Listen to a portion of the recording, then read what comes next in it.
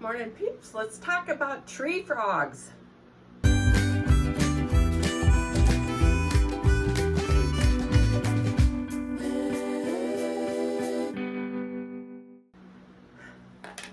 Okay, there was a little gray tree frog that was trying to get in my house.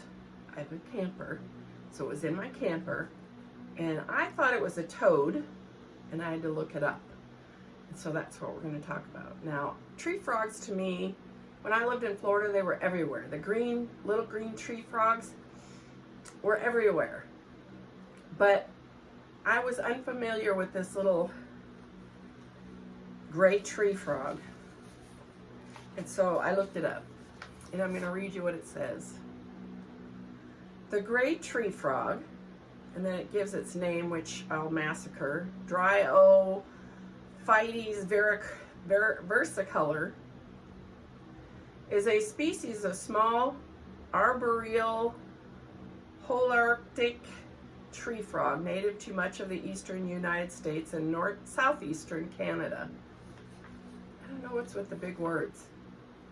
It is sometimes referred to as the eastern gray tree frog, northern gray tree frog, or common gray tree frog, or the tetraploid gray tree frog, to distinguish it from its more southern genetically distinct relative, Cope's gray tree frog. Whew. The gray tree frogs are variable in color. This ability to vary their color provides them with an ability to camouflage themselves from gray to green or brown, depending on the environment around them. Their versicolor can change from nearly black to nearly white. They change colors at a slower rate than a chameleon. A unique aspect of the appearance of a gray tree frog is that its legs feature a dark band-like pattern, which then contrasts sharply with the black marked bright yellow or orange under the sides of its legs and arms. I didn't look under there, sorry. The female does not call. However, the male does call. The female gray tree frog are usually larger than the male counterpart. They are relatively small compared to other North American frog species, typically attaining no more than 1.5 to 2 inches in length. Their skin has a lumpy texture to it, giving them a warty appearance. Now that's why I thought they were a toad. At usual temperatures, the gray tree frog has a pulse rate of 16 to 34 pulses per second. The gray tree frog also has 48 chromosomes and is sometimes referred to as a tetraploid gray tree frog in scientific literature. Big words. I don't like big words. Their tadpoles have rounded bodies as opposed to the more elongated bodies of stream species, with high, wide tails that can be colored red if predators are in the system. Metamorphosis can occur as quickly as 2 months with optimal conditions. During metamorphosis, the new froglets will almost always turn green for a day or two before changing to the more common gray.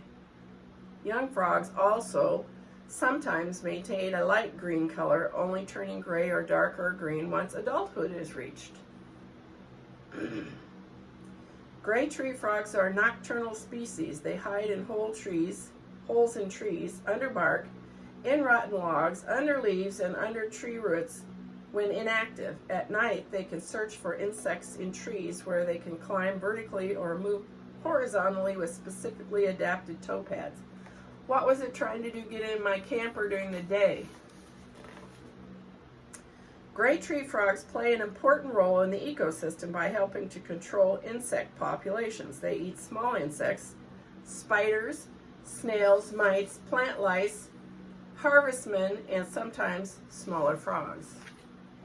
So there you have it.